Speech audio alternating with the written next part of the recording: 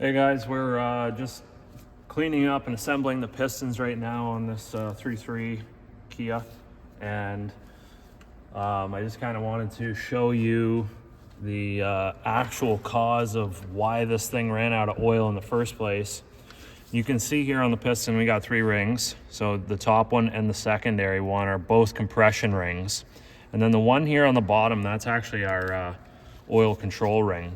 So you can see here this all this carbon that's stuck in here, and just basically from not changing your oil on time, using crappy fuel, you got all kinds of carbon buildup all over the face of the piston, and then obviously it starts working its way down, and it got in every little spot in the engine. It wasn't horrible, but it was bad enough. So yeah, you can see this groove. This is the oil control ring out of cylinder 1, and I've cleaned it out, and obviously there's a groove in there right now. Behind this there's a spring, and it's you can see the spring there, and it's its own part, so it's not combined with this obviously. So the spring's right sitting over in the solvent tank right now, just hanging out. But you can see basically all these little black dots that are on there, and once I got this thing cleaned out, I could tell, like, okay, those are supposed to be holes, and they're oil feed holes.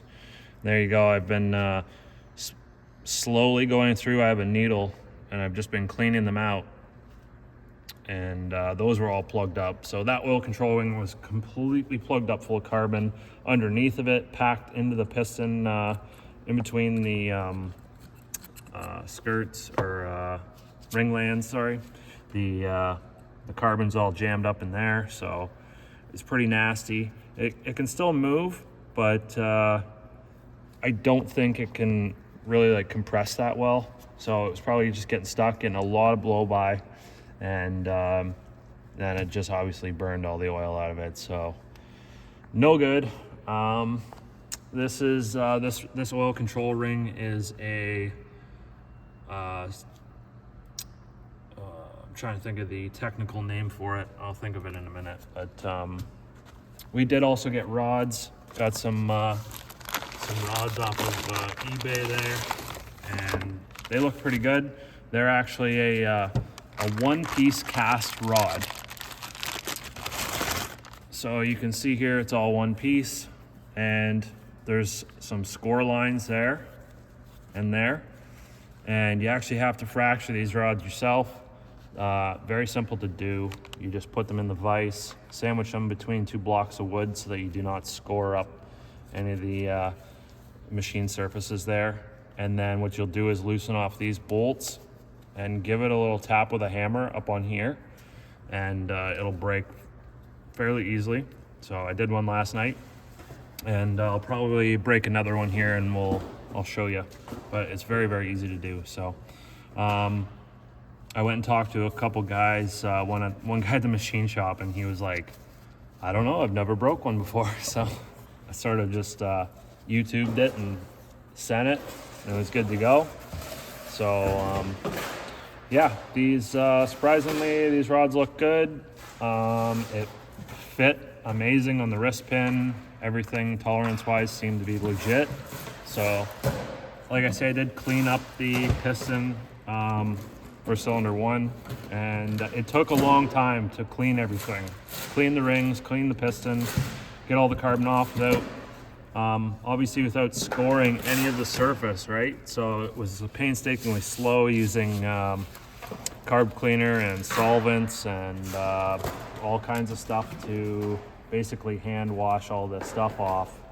I spent, I bet you, 4 hours last night doing one piston, and that includes the those are the rings for it. So I got another hour into cleaning up friggin' rings. But that also includes, like I say, changing over the connecting rod.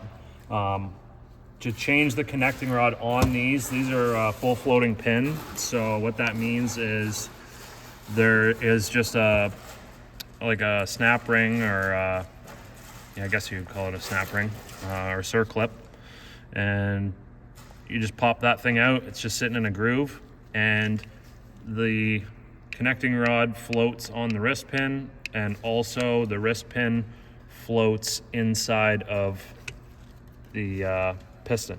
So it was very easy to take out.